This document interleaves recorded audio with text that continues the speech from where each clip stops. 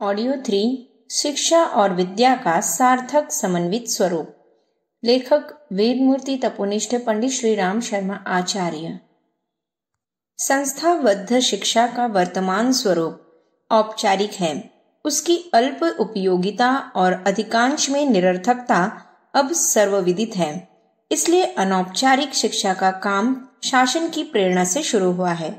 इस प्रक्रिया को सही रूप में आगे बढ़ाना जरूरी है और यह काम सच्ची लोक सेवी संस्थाओं का है।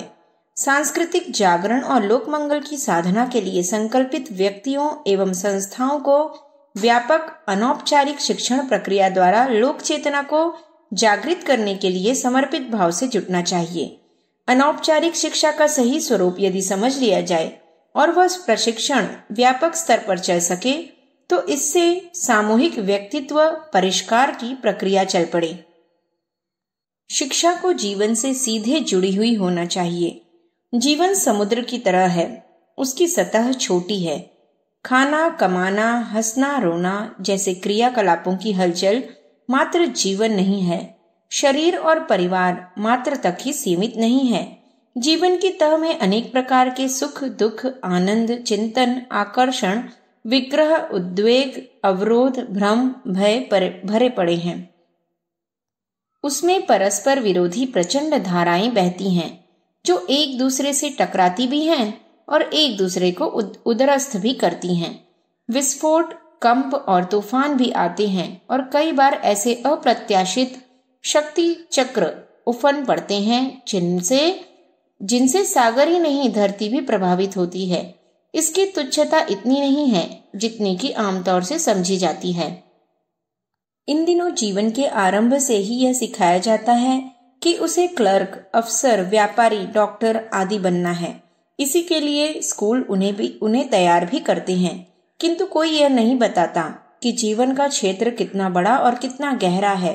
उसे ठीक तरह समझने और उपलब्धियों से लाभान्वित होने के लिए सोचने और करने का सही तरीका क्या होना चाहिए। स्कूली वातावरण परीक्षाएं पास कराने में व्यस्त है। मस्तिष्कीय कुशलता के आधार पर उन्हें श्रेणी प्रदान की जाती है। उपलब्ध परीक्षा अंकों के आधार पर उनके स्तर का वर्गीकरण किया जाता है। जिसे कम परीक्षांक मिले उसे अधिक नंबर पाने वाले की तुलना में हेय ठहराया जाता है। इस प्रकार ऊंच नीच के आधार पर टिकी एक नए किस्म की जाति बिरादरी खड़ी की जाती है। हो सकता है कि मस्तिष्क का एक अंश प्रकृति प्रदत्त ढंग से विकसित होने के कारण कोई छात्र अच्छी श्रेणी में उत्तीर्ण हुआ हो, किंतु जीवन के महत्वपूर्ण क्षेत्रों में उसकी पहुंच बहुत ही भोंडी और गंदी हो। क्या मनुष्य की श्रेष्ठता का श्रेय परीक्षांकों के आधार पर ही निर्धारित होना चाहिए? जिन्हें कम नंबर मिले हैं, क्या उन्हें बुद्धू, निकम्मा, हेय स्तर का घोषित कर दिया जाना चाहिए? एक तो अब परीक्षा के अंकों का दिया जाना ही भ्रष्टता पूर्ण रिश्तों पर अधिक आधारित होता चला जा रहा है, मस्तिष्कीय क्षमता पर कम। लेकिन यदि उस प्रक्रिया को किसी प्रकार शुद्ध भी किया जा सके तो भी क्या शिक्षा की वह विधि सही कही जा सकती है? क्या अर्थोपार्जन का मार्ग सुलभ कर देना या उस हेतु विशेष अवसर प्रदान करना ही शिक्षा का प्रयोजन होना चाहिए? यदि इतनी ही बात है तो उन्हें इतना श्रम करने और समय गंवाने की क्या आवश्यकता है? बाप दादों के धंधे में कुशलता बिना पढ़े या कम पढ़े होने पर भी प्राप्त की जा सकती है और नौकरियों में मिलने वाली राशि की अपेक्षा अधिक आमदनी की जा सकती है। शिक्षा का उद्देश्य इससे अधिक और विस्तृत होना चाहिए। यदि जानकारियां मस्तिष्क में ठूसने का नाम ही शिक्षा है तो उसका सरल तरीका यह है कि कोई साक्षर व्यक्ति विश्वकोश उठाकर अपनी रुचि के विषयों का विवरण पढ़ने लगे तो उन्हें इतनी अधिक जानकारियां उपलब्ध हो जाएंगी जितनी प्राध्यापकों को होती हैं। इतनी सी बात के लिए कष्ट साध्य पढ़ाई में सिर क्यों खपाया जाए, समय क्यों गवाया जाए?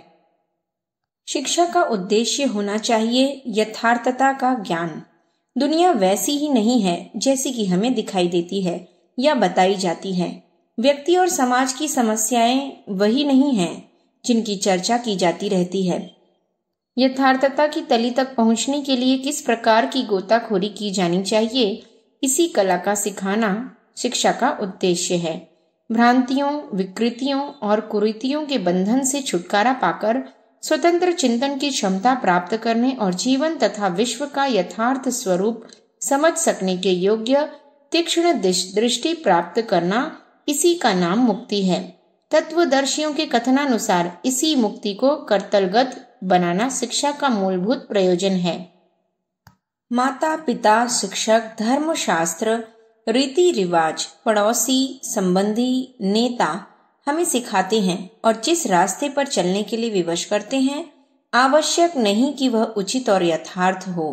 यदि हम आंखें बंद करके किसी लकीर पर चलने के अभ्यासी रहेंगे तो अपनी आत्मा को खो बैठेंगे, एक अंधे कैदी की तरह पराश्रित मात्र रह जाएंगे। सच्चे शिक्षक वे हैं, सच्चे अभिभावक और हितैषी वे हैं जो अपने प्रभाव और ज्ञान का उपयोग अपने प्रभाव क्षेत्र में स्वतंत्र चिंतन विकसित करने के लिए करते हैं।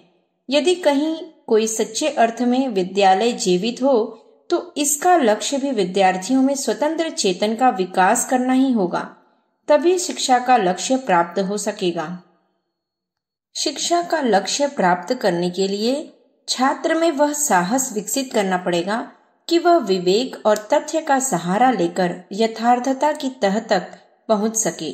दादी क्या कहेगी, लोग क्या कहेंगे, पुस्तकों में क्या लिखा है, क्या करते हैं, इन सब जंजालों के आवरण चीरकर जो लोग सत्य को समझने और स्वीकार करने को तत्पर हो सकें, ऐसी ऋतंभरा प्रज्ञा को प्रसुप्ति से विरत कर सक्रिय जागरण में संलग्न करना ही विद्या का मूलभूत उद्देश्य है।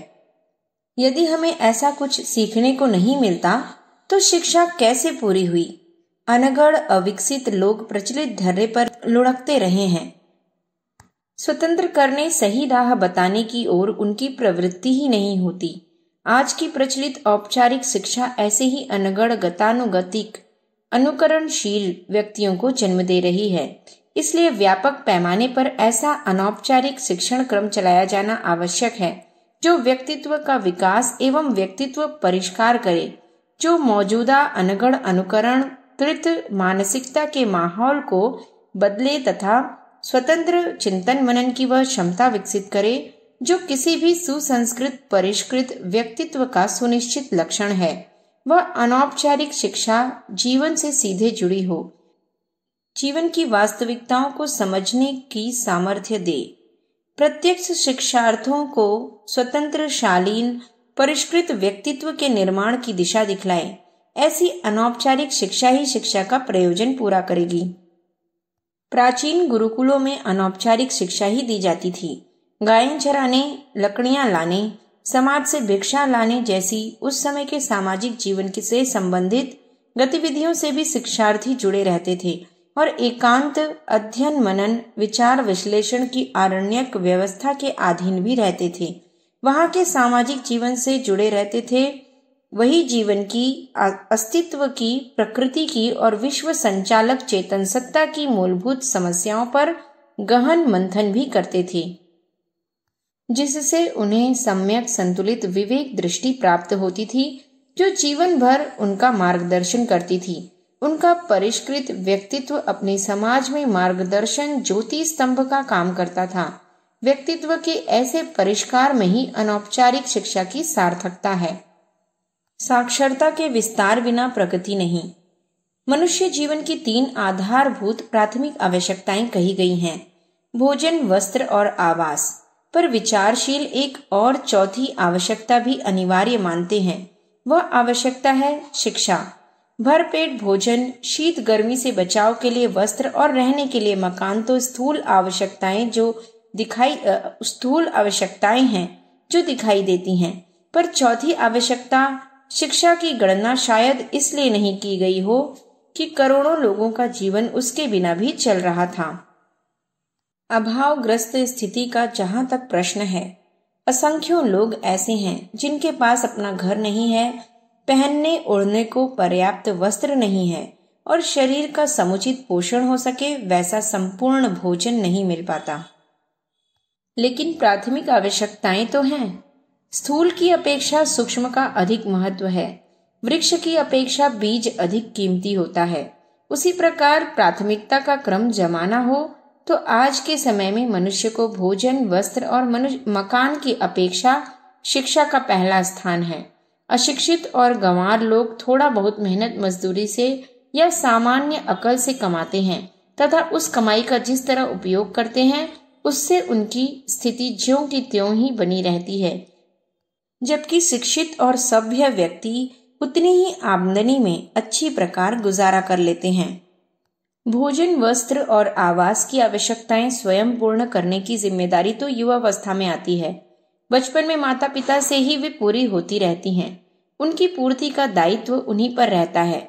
विशेष ध्यान जिस प्राथमिक आवश्यकता पर अभिभावकों द्वारा दिया जाना चाहिए वह है बच्चों की शिक्षा दीक्षा। शिक्षा का मनुष्य के जीवन में महत्वपूर्ण स्थान है और उसकी ओर बचपन से ही ध्यान दिया जाए तो ठीक, अन्यथा आगे मुश्किल है। इसलिए प्राचीन मनीषियों ने यह मर्यादा बांध दी थी कि बच्चा 5 वर्ष का होते ही गुरुकुल भेज दिया जाना चाहिए ताकि वह विद्याध्ययन द्वारा अपनी क्षमताओं का विकास कर सके। कई स्थलों पर कहा गया है, जागतिक सुख और पारलौकिक आनंद की प्राप्ति का साधन विद्या ही है। जब उत्कृष्ट कर्मों की परिसमाप्ति ज्ञानपूर्ण कर्म में ही होती है तथा उसी से शारीरिक, मानसिक व आत्मिक विकास संभव होता है। प्राचीन काल में विद्या का अर्थ व्यक्ति की अंतर्निहित क्षमताओं के विकास की सामर्थ्य किया जाता था।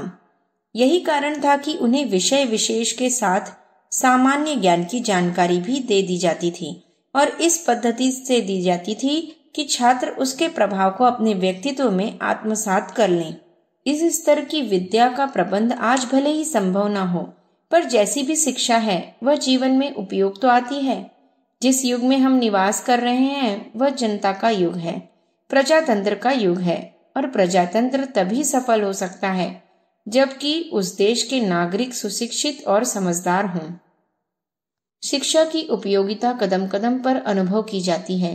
अशिक्षित व्यक्ति अपने आसपास के वातावरण से तो अनभिज्ञ रहता ही है, समय और समाज की गति और परिस्थितियों से भी अपरिचित रहता है। फलस्वरूप उसे कदम कदम पर ठोकरें खानी पड़ती है। अपनी समस्याओं का समाधान वह